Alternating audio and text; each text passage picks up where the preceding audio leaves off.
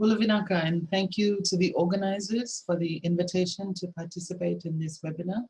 I feel very humbled and privileged to be in this space to listen to the wonderful stories of resilience and growth and curriculum development elsewhere in the world, and also to share our story.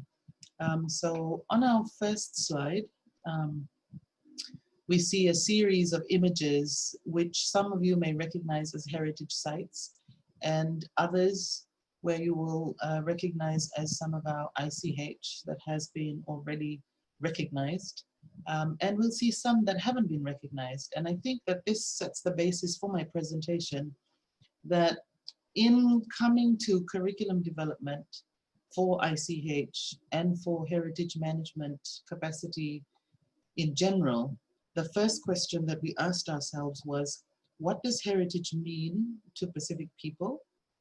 And when we talk about safeguarding heritage, whether it's cultural heritage or natural heritage or intangible cultural heritage, what are we safeguarding for and who are we safeguarding for? So if we could move to the second slide.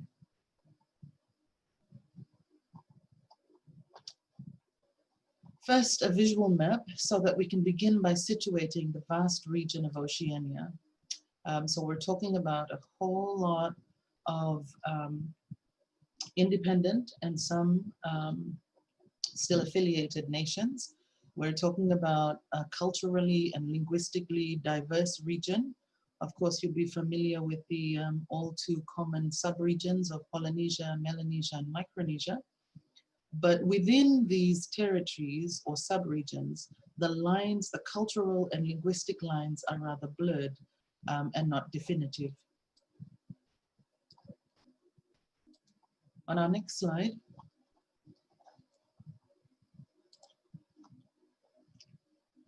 the programs that I'll be speaking about are based at the University of the South Pacific. We are a regionally owned university. We serve 12 member countries. Our main campus is based in Suva, Fiji, with 14 campuses spread across the region. We offer a wide range of courses and programs in a range of modes of delivery.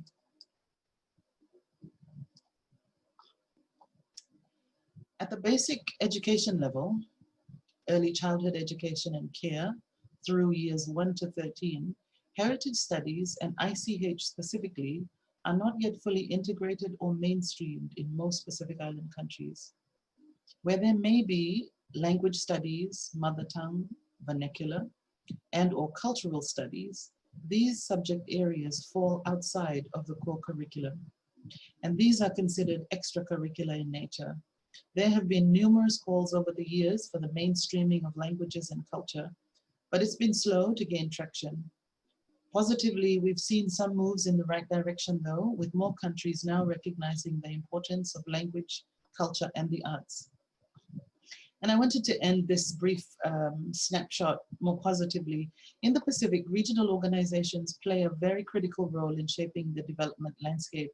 And it's wonderful to note some major landscapes in this regard.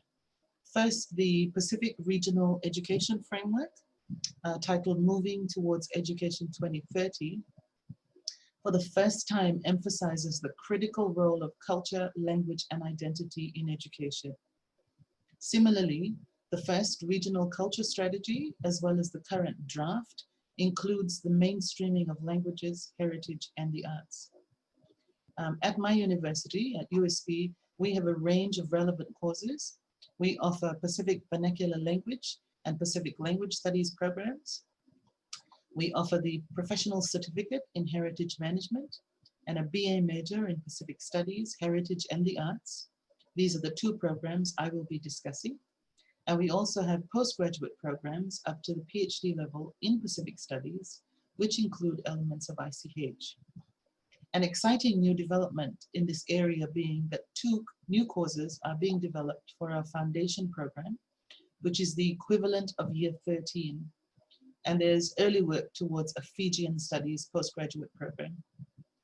While progress towards integration and mainstreaming has been slow, we have seen over the last 5 to 10 years in particular, a growing recognition of the value and benefit of culture in education and development spaces, and the culmination of these recent milestones in the regional space indicate a shift in political will and a willingness to seriously consider and embed culture and heritage as a cross-cutting issue or as a core issue in our regional development plans and as a priority in both development and education spaces.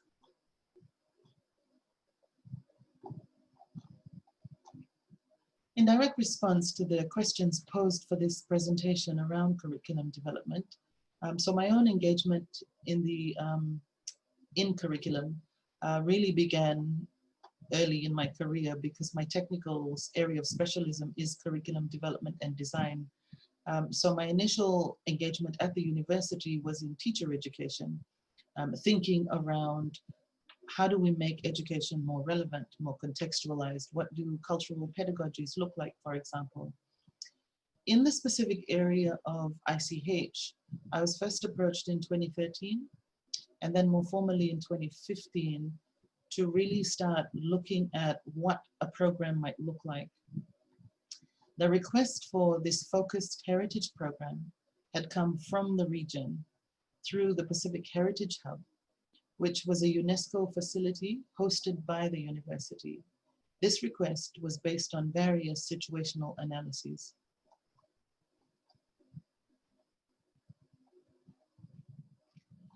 In terms of a timeline, I wanted to give you kind of a sense of how long the process was or is. And so this gives you a sense of the various steps towards the development of the two programs. In the curriculum development cycle, the feedback kind of loops back into our Heritage Hub Steering Committee and our Academic Pacific Studies Program Advisory Committee. You will note on this list, on this chronology, that in both 2016 and in 2018, program development updates were presented and endorsed by the Council of Pacific Arts and Culture and Pacific Culture Ministers meetings. And this list does not include university processes required for quality standards and endorsements. At the very top of this list, we see the various references for situational analysis that had identified heritage management capacity as seriously lacking in the region.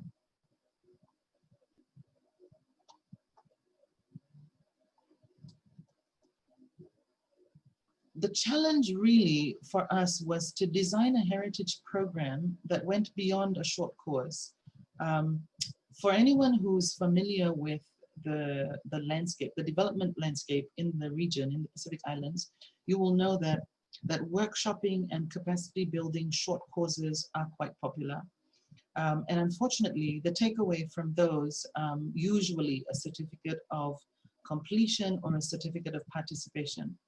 And this is not what the region intended the program to look like. And so we needed to look at what a heritage program would look like that fit into the existing academic Pacific studies structure. It needed to meet the needs of heritage practitioners. It needed to provide an entry point for school leavers. It also needed to meet regional needs and be comparable. The outcome of that conversation was two programs: the Professional Certificate in Heritage Management, which targets current heritage practitioners, and the BA Major, which targets school leavers. Throughout our process, our reference points remained the 3 R's. Is it relevant? Is the target group ready? Will we have the resources? And will it be sustainable? As anyone in higher education will know, no matter how clear the R's are, if a program is not deemed feasible, the university simply can't afford to run it. So adding the element of sustainability was critical to our conversation, and you'll see why later on in this presentation. So this is what we ended up with, and I wanted to kind of show you what this looks like because it's quite a unique structure that we have. At the very top of the page, of the screen, you have the two new programs. On the left-hand side, you have the Bachelor, the BA major, and on the right-hand side, you have the professional certificate. Successful completion of a professional certificate may be used as entry into the BA major for students wishing to undertake a bachelor's, or it may be used as an entry into the postgraduate diploma. And then, of course, from the postgraduate diploma, you have pathways into the master's and PhD program. And it was really important for us to recognize prior learning and experience. At the back of our minds, we also were very cognizant of the fact that current practitioners in the heritage space and in our cultural sectors, there really is no benchmark in terms of educational backgrounds, in terms of competencies, and so you're going to get a mixed bag. So how do we then create opportunities for this mixed bag of participants and provide the pathways that they need in order to fulfill the roles that they currently play and will play in the heritage space.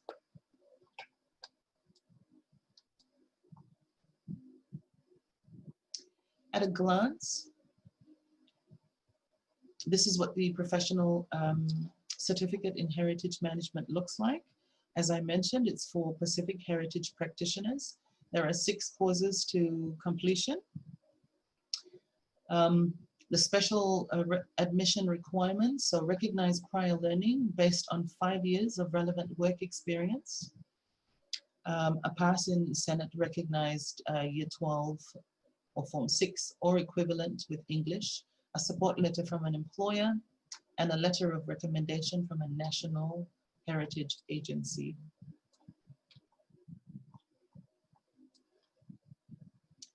Now, the Bachelor of Arts in Pacific Studies, Heritage and Arts is for school leavers. And this came about through our stakeholder consultation, where the original situational analysis was endorsed. And while the request was verified, they said, yes, we do need this. They did say what we do need to do is think also of succession planning and futures thinking. So what of those who are now school leavers wishing to move into these areas? We combined Pacific Studies, Heritage, and the Arts. The university prior to this didn't have a formalized BA major in the arts. So this allowed us to again go back to the core question of, I guess, reclaiming a decolonizing agenda into looking at Pacific ways of doing, Pacific ways of understanding, and looking at Pacific heritage arts as well as Pacific contemporary arts. So you have the Pacific Studies heritage component. They would do the core courses in yellow, plus the bottom far left, 3 courses. For Pacific Studies Arts, they would do the 4 core courses, plus the 3 in the middle text box. And a third category of students are able to take expressive arts as a teaching subject. And these would be from our teacher education programs.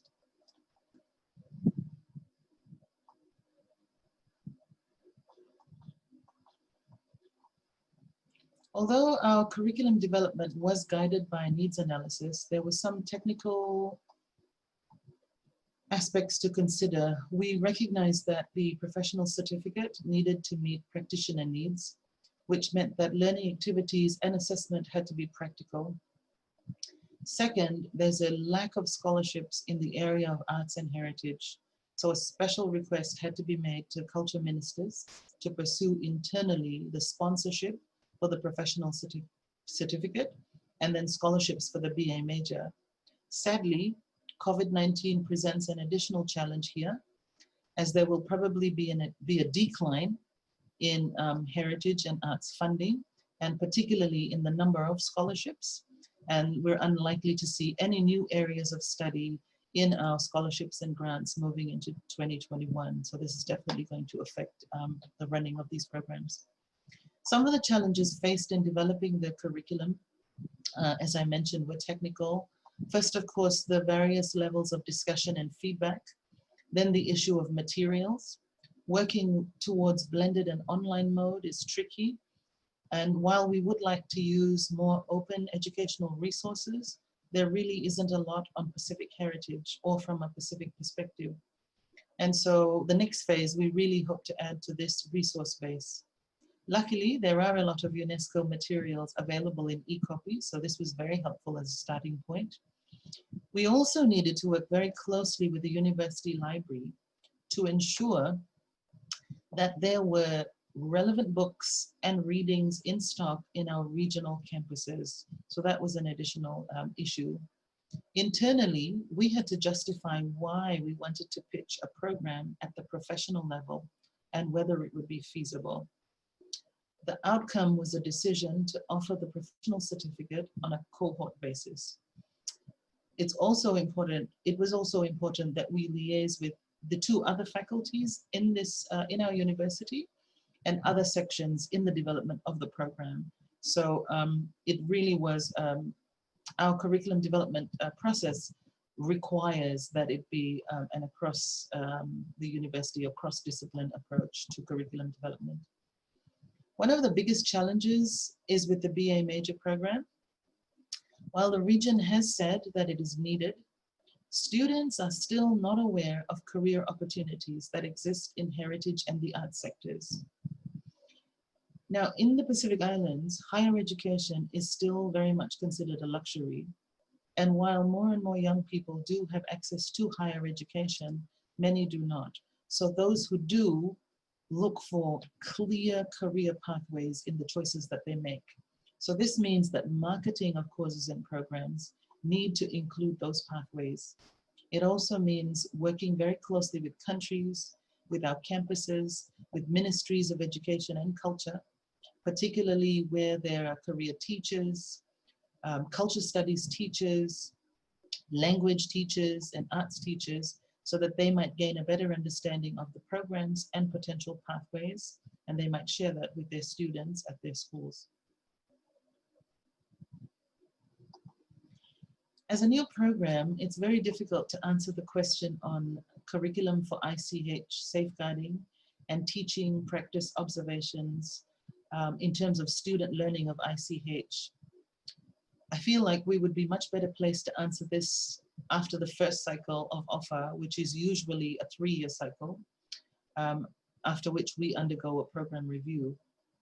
All aspects of curriculum development at our university requires intra-regional work, especially within and across our 12-member countries, as well as beyond in the region. And this engagement includes both needs assessment and endorsement of new courses and programs. The Pacific Heritage Hub Steering Committee, UNESCO APIA Office were instrumental in development, supported by the Pacific Studies Program Advisory, which is comprised of representatives of the wider arts and culture sector and academia in the region. Part of that process also required that we look at similar programs offered by comparator institutions in New Zealand, Australia, the US, Canada, and the UK, for example. The task then, at the very beginning, was to unpack what it meant to offer a contextualized heritage program, rather than simply adopting something designed elsewhere for other groups of learners. We have not thus far leaned into inter-regional cooperation, but it is definitely something that we've been talking about.